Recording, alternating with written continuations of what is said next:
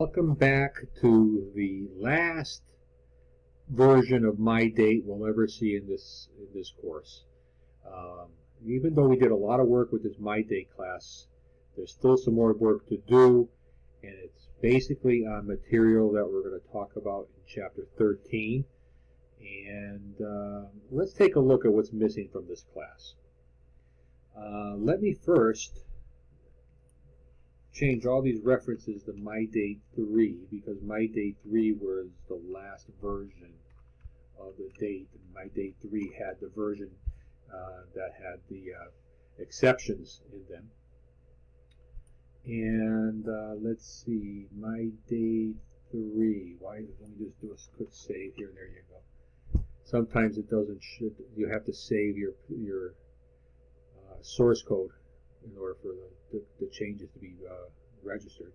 At any rate, let's take a look at something here. Let me create another variable, MyDate y. Copy, paste. Let's make that a y. Okay, and basically we have two dates that have the same value.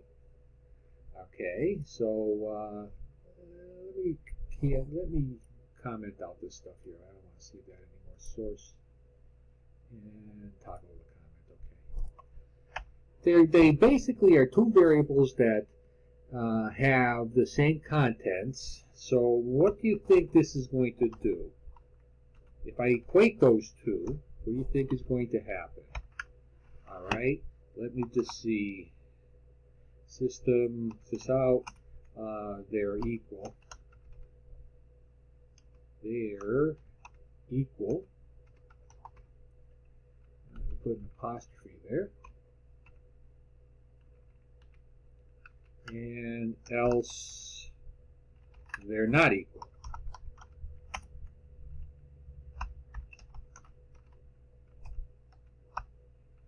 Okay, what do you think the answer is going to be?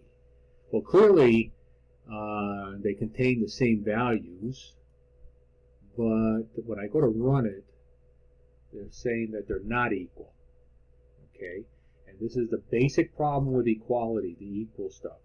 The double equals works great with simple data types, primitives, doubles, ints. They don't work too well when they're dealing with objects. When you do double equals with objects, x and y have to point to the same item, the same object for them to be equal. X is pointing to an object here, and Y is pointing to a different object here, so they're not going to be the same. So there's the problem. Herein lies the problem. If you're going to do anything, if you have any chance of making this thing work right, you need to use the equals method. Equals method. And do that. Okay. And what do you think is going to happen here? You think, based on what I just said there, you think it's going to work, but it's still not going to work. They're still not equal, and you're going to scratch your head and say, why is that? Here's the problem. The equals method, if you look at x, MyDate3, the compiler is going to look inside x, sees that it's a MyDate3. It's going to try to locate an equals method. It's not going to find an equals method. So here's MyDate3. There's no MyDate. There is no equals method here. Okay, because we never even mentioned it. But remember, implicitly you inherit that because every class extends object, and inside the object class there is a equals method, and you inherit that. And the default object method says that the equals method is basically a double equals. That's the way they implement it, because there's no way for the object class to know what their children or grandchildren are going to look like, so they can't generate good code to determine whether two objects contain the same values because they don't know what the values are. So the best they can do is say, well, I'm going to give you an equals method, but it's basically a double equals operator. So how do we fix this? Clearly they're equal. The contents are equal. So let me go ahead and now change this up here a little bit. Let me copy this.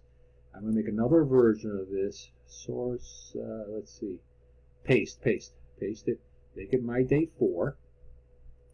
And let's now exercise MyDate4. So all we did was basically made another version of this. Okay, nothing else changed. MyDate4, let's not change MyDate3. Okay, get rid of that. Here's what you're going to do. You need to create your own equals method. Okay, and if you want to compare two, this is a MyDate and this is a MyDate. You need to what you need to do is create another method that has the same signature as this. And what happens is the Eclipse gives you the way to do this.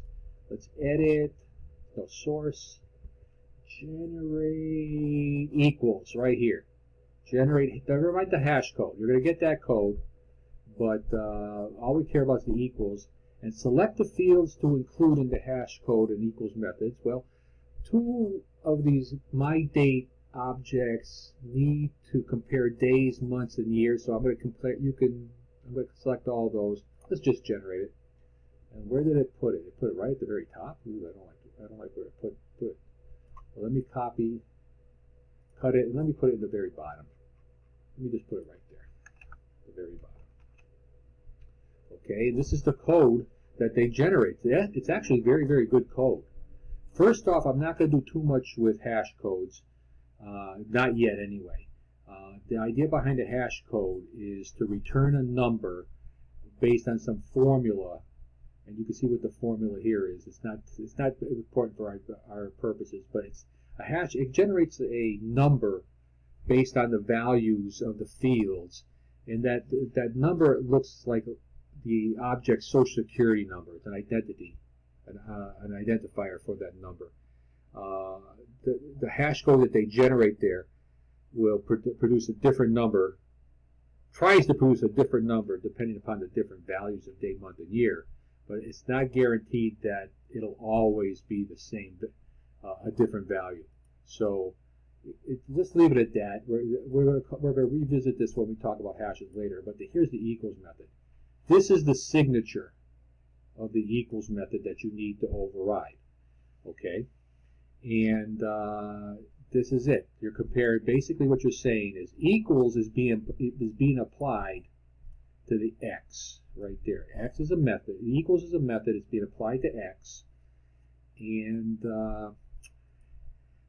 let's see. It takes the y here. The y here is the object that you're comparing it to here.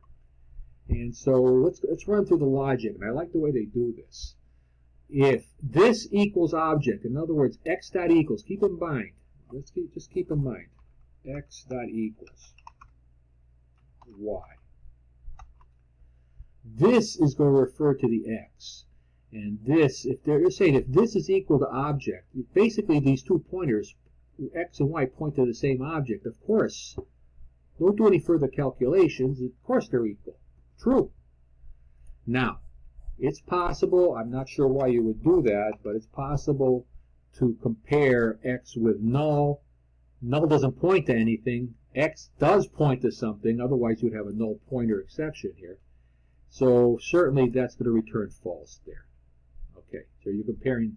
If object is equal to null, there's no need to say is this not equal to null. This is certainly not null. Return false. This next line checks to see if the classes that you're comparing are the same. If this object's class is not the same as what you pass it, because it is possible to go ahead and pass a dog. Say you have a dog in this fight. Okay, say you have a dog, you create a new dog. X is a MyDate. Is that equal to a dog? Well, certainly not even the same classes, so don't even go there. Return false. Now, if execution goes to 169, then what happens is you've certainly got two MyDate4 objects that you can compare. What this does is this object that you pass it can be cast safely to be a MyDate4, and other gets that new interpretation. You're not creating a new object. You're reinterpreting through another variable called other that object is other, and then you can go ahead and use other. Compare the days. If the days aren't the same, return false. If the months aren't the same, return false. If the years aren't the same, return false. And if you get to that point, if you passed every criteria for those things to be equal. So now let's go back. Let me save this. So now the moment of truth. Is this going to work? Run. They're equal. Yay. Yay. So we're going to stop the video here because we're not quite done. There's a bunch of other things I want to talk about. But I'm going to stop the video. I was going to make one big video, but nah. It just makes a bunch of smaller videos. We'll stop here. We'll watch the next video.